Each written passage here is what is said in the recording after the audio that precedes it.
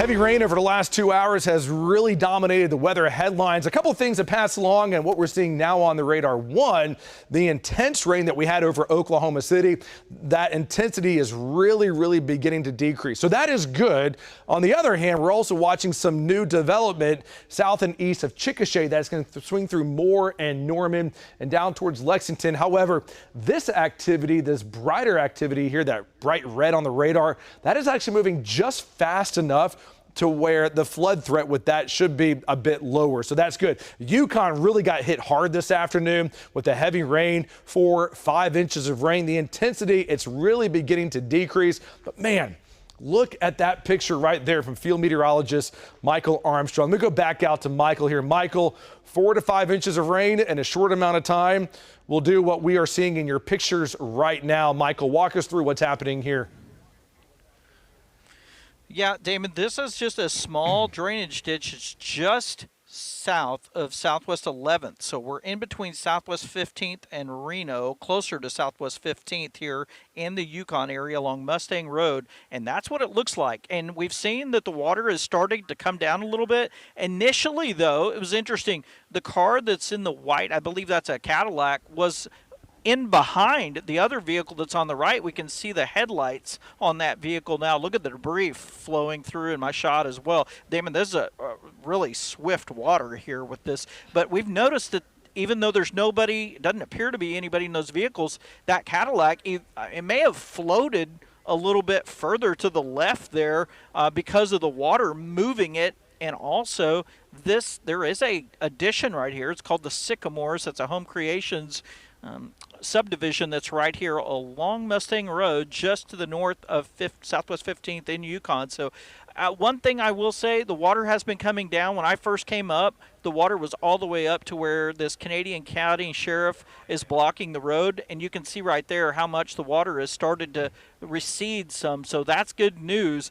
But I mean, the damage has already been done in a lot of areas. We've had a lot of rainfall. You know, Michael, when we came to the very top of the newscast, I did not know that there were two cars there until you mentioned it. And I believe you're correct, is that white Cadillac there, it was behind the silver one, and I think it floated over into the middle of the road there. So my goodness, and while the water may be coming down, if you're headed out this evening, just know that we're not quite sure if these roads have been washed out, and you're going to come across a lot of low water crossings and areas that are just prone to flooding. And so know that there may be a couple detours. And so you know which spots typically flood. And so if you see police presence or if you see cones that are up, but the police are not there, please respect those cones, respect those road closure signs, because we're going to have to just see what happened underneath of these and make sure that the roads were not washed away, because Michael mentioned just seconds ago, that is some swift water there. So this is the scene right now from Yukon. Let's go back over to the radar right now.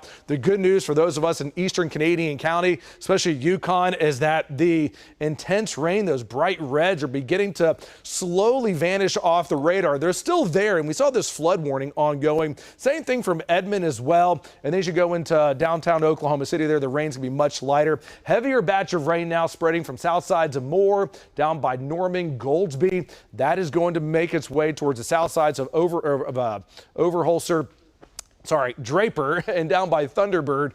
And so Cleveland County, you're getting the rain, and that's going to spread into Pottawatomie County as well. Fortunately, with this activity here, it is moving fast enough to where any type of flooding is going to be pretty minor with that and very short term as well. I don't anticipate that we would see any type of scenes out of this like what we're seeing there from Michael there. Also, big band of storms now wrapping from Seminole down to Holdenville here. And so the severe weather threats that we see out there for this evening are primarily going to be tied to flooding rain. The threat for damaging winds or hail or even tornadoes out there today are going to be extremely low. Heavy rain, though, down by Turner Falls, Springer, Sulphur, and Davis as well. Northern Oklahoma, Ponca City, down to Perry and Stillwater. It's a steady rain. Flood advisory there lifting up into northeastern Oklahoma and western Oklahoma.